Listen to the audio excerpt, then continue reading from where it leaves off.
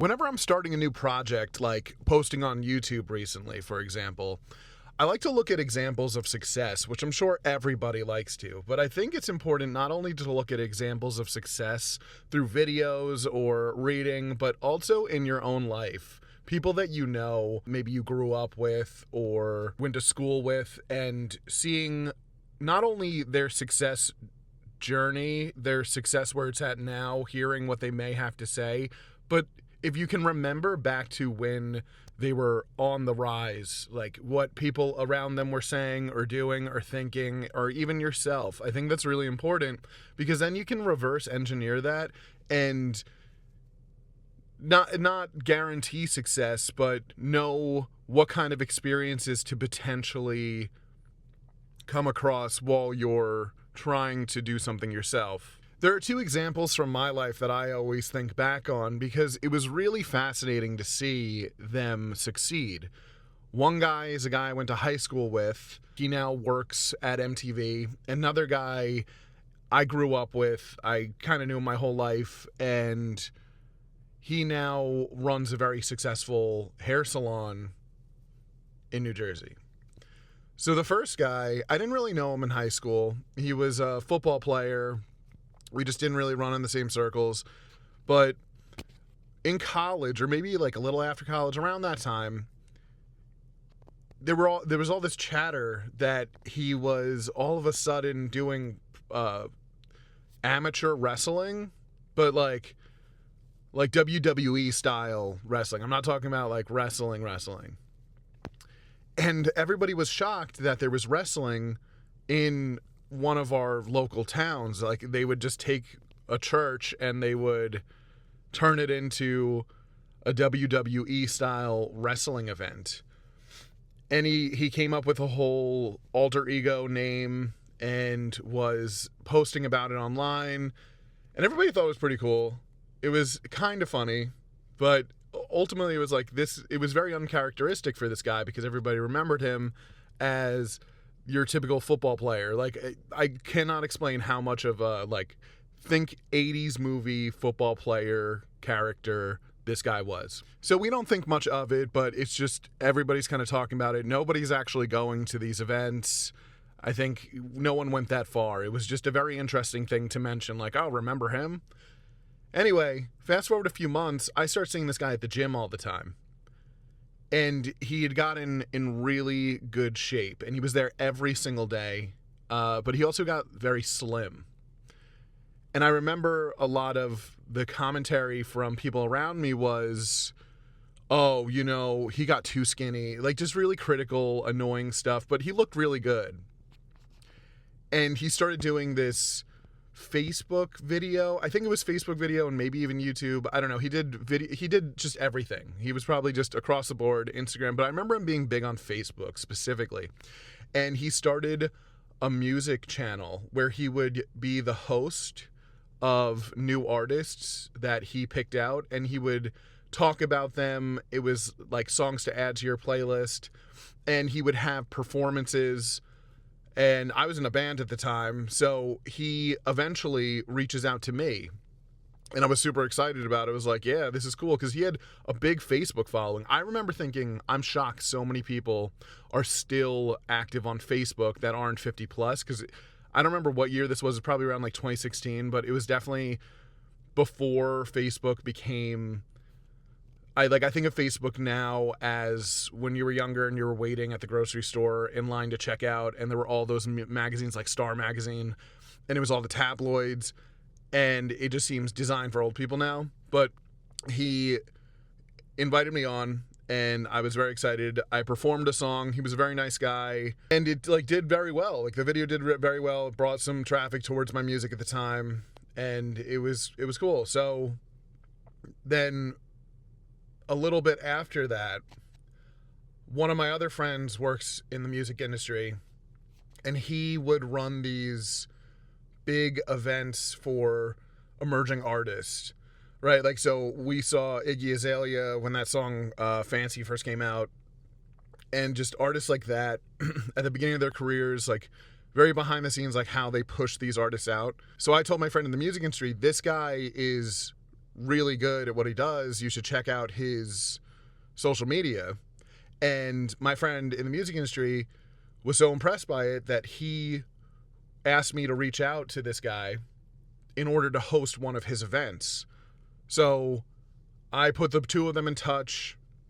I ended up going to the show that he ends up hosting, which was this big, like, it was at this venue. I think it was the Lower East Side. It's called The Box. And it was this big fancy event. And this guy from YouTube, he took it so seriously. Like, he just memorized his lines. He stood up there and it was like, am I watching Mario Lopez from E? Like, he was so good. It was exceptional.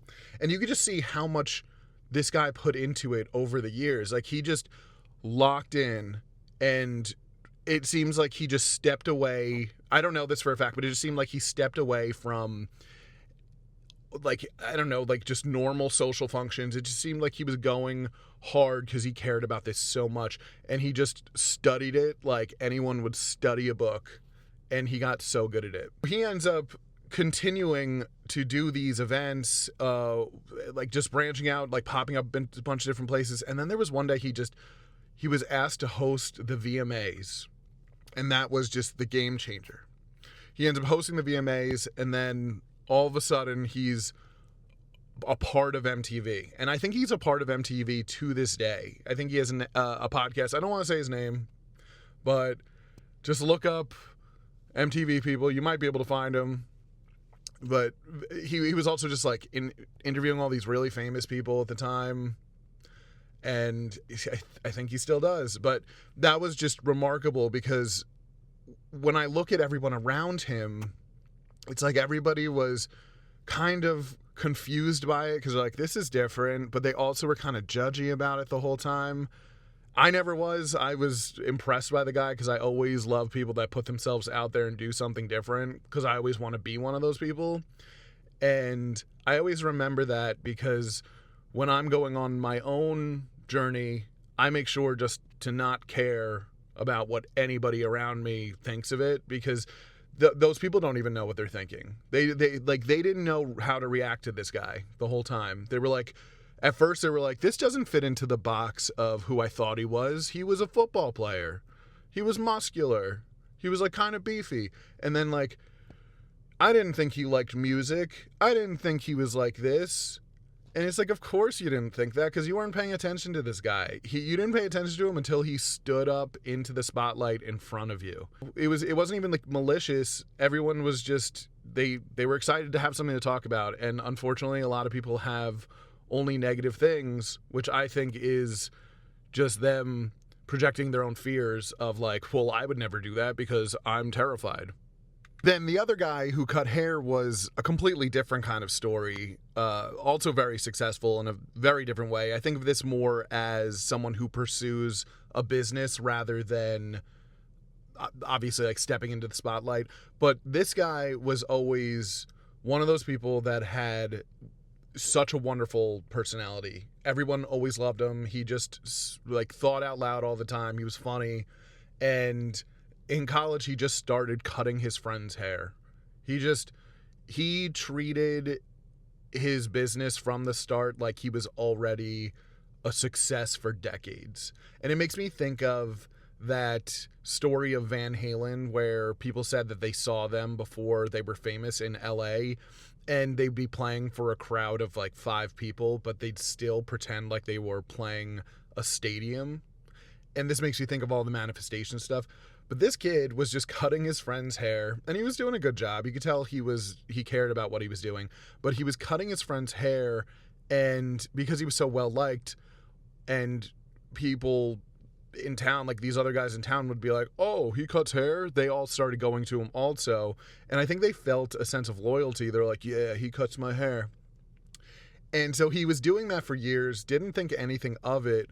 Next thing you know, I guess he had built up his book so much and just networked through cutting hair that one day he randomly is just cutting hair on like movie sets. Right. And then he does that for a while. He's doing these like big events, famous people. And then he must have saved up enough money or made enough money from his business that he opens up a salon in New Jersey. And now he's got a bunch of people. He's just a big business now. He's got a bunch of people working for him. He's got plenty of clients, and it's insane. So that story was less critical. Like, people don't criticize him. It's funny because I think when people see that you're just doing something that isn't really against like social norms, because it's against social norms to, like, I don't know, like pursue WWE or like to just clearly do something to be where you really put yourself out there, because I think then everybody sees it, right? When everybody sees every step of your journey because you're putting yourself out there, then sure, they're going to be critical. But if you're just pursuing a business and you can really just focus on your craft, then people don't see every single day, and people only see after you just lock down and focus on your craft. People only see the milestones. I think that's a very interesting thing also, because it must be that nobody's paying attention to you, or they're kind of unintentionally dismissive. They might be like, oh yeah, you cut hair, right? Are you still doing that? And then all of a sudden when you hit the milestones, they're like, oh wow, and they're so excited about it. And then people do a funny thing where when they see success, they all of a sudden want to be so tied to it. They're like, yeah, I knew he was going to be great. I knew it from the start. That's why he cut my hair in his parents' basement 15 years ago. I like to think of those stories from the outside because I was among the crowd of people who were talking in rooms that these two guys weren't in, and to see what the conversations were like and how just unimportant and kind of fleeting a lot of comments were, and how everyone's really just focused on themselves. Like, you just think out of 20 times hang out with people, it probably came up for 5 minutes one of those times. And that is always motivation to me to not really feel insecure or anything, because these people don't really care. And the fact that you've entered these conversations in other rooms is a good thing. Like, it is a good thing regardless. It's truly, no publicity is bad publicity unless you did something that's going to send you to jail.